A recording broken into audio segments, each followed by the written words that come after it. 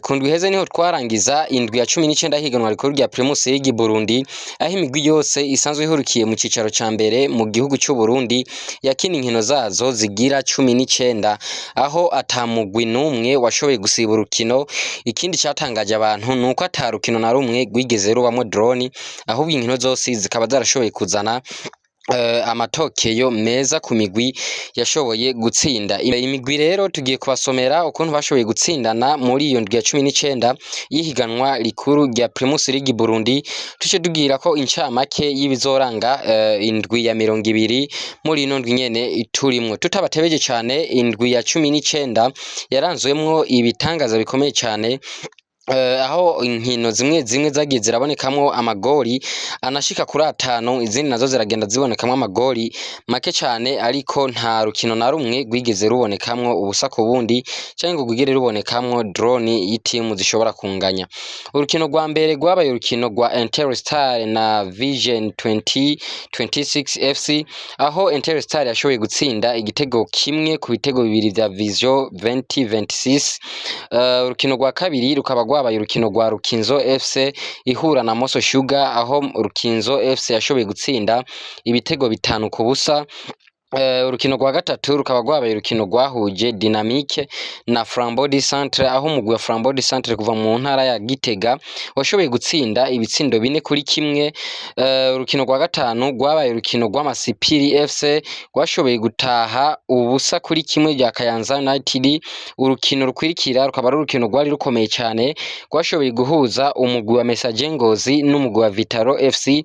Uwo mugwi wa Vitaro FC ukaba warashoboye gutsinda ibitego 2-1 cha Messager Ngozi, aho umugwi wa Messager Ngozi muri no minsi ubona yuko hagaze nabi, uvuye gukubitwa na Aigle Noir Sport Club kuva mu ntara ya Makamba ibitego 3 ku busa, ugarutse ukubiswe na Vitaro FC ibitego 2-1.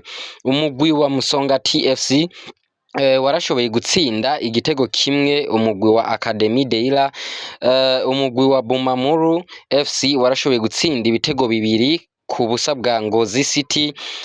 Urukino rwa nyuma rwabaye urukino rwahuje Olympic Star n'umugwi wa Aigle Noir Sport Club. Umugwi washoboye gutsinda ibitsindo 2, umugwi wa Olympic Star washoboye gutsinda ibitsindo 2-1 cha Aigle Noir Sport Club. Uru rukino rukaba rwatumye indwi ya 20 iboneka nkuko ari indwi izobitoroshe cyane, kuko kumugwi wa Aigle Noir Sport Club mu ndwi ya 18 niwo wari uyoboye ikibanza ca mbere mu higanwa rya Primus League Burundi, aho warushino tarimwe umugwi wa Bumamuru FC, ariko umugwi wa Bumamuru FC ukaba warashoboye gutsinda ibitego 2. Umugwi wa Ngozi City, aho ubona neza yuko umugwi wa Bumamuru washoboye kwiyongereza amanota 3, umugwi wa Aigle Noir nawo ushobora gutakaza amanota 3.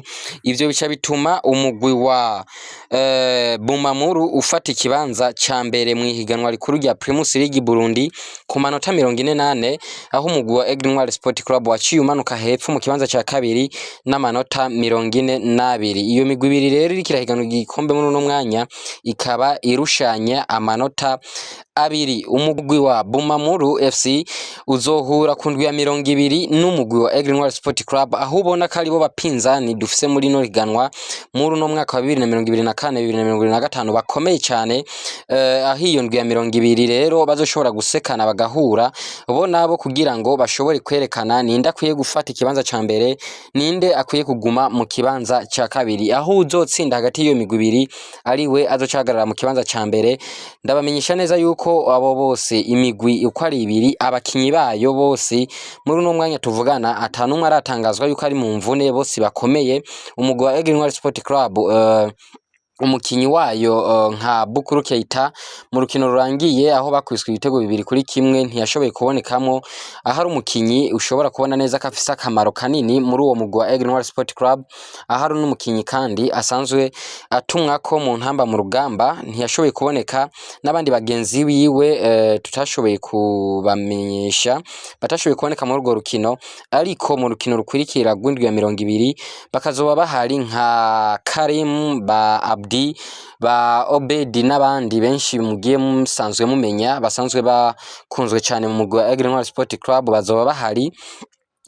muri urwo rukino ruzohuza umugwi wa Aigle Noir Sport Club n'umugwi wa Bumamuru. Bumamuru nayo nyene tukaba tubona ko uno mwaka yaje itavyorosha, aho iheruka kugarukana umukinyi wayo MVP bamwita Kanyanga, ndibaza benshi muramuzi, yarabaye MVP mu mwaka uheze w'inkino, aho ari we mukinyi yashoboye gutsinda ibitego vyinshi. Urukino rwe rwa mbere akaba yarukinye ku rukino ruheruka aho yakina na Ngozi City, kandi akaba yarashoboye kuronka igitego kimwe mu bitego bibiri vyashoboye kuboneka muri ino ndwi rero ya 20. Abo bakinyi bose bakomakomeye muri iyo migwi bazoshobora guhurira hamwe basekane mu kugira ngo bashobore kumerita neza ikibanza bahagarare bavuga ati je nije mugabo, uwundi ati jereka ntekereze ari gutsindwa natsinzwe. Mu ndwi ya 20 rero niho tugiye kugaragaza kubona neza umugwi uzoba ukomeye, umugwi uzofatwa nk'icitegererezo ushobora guhabwa igikombe muri uno mwaka w'ibihumbi 2024, umwaka w'ibihumbi 2025. Mbega uribaza ko bizogenda gute hagati y'umugwi wa Aigle Noir Sport Club na cane cane yaho urwo rukino ruzokwakirirwa i Makamba ku kibuga c'umugwi wa Aigle Noir Sport Club, kandi tukaba dusanzwe tuzi neza yuko uno mugwi mu nkino 19 zimaze kuba imigwi yashoboye kuza kwakirwa kuri ico kibuga ca Aigle Noir Sport Club, nta mugwi numwe wigeze uharokoka amahoro atari imigwi 2 gusa yashoboye kuhavana amanota 3, iyindi migwi yose yarashoboye kuhakubitirwa.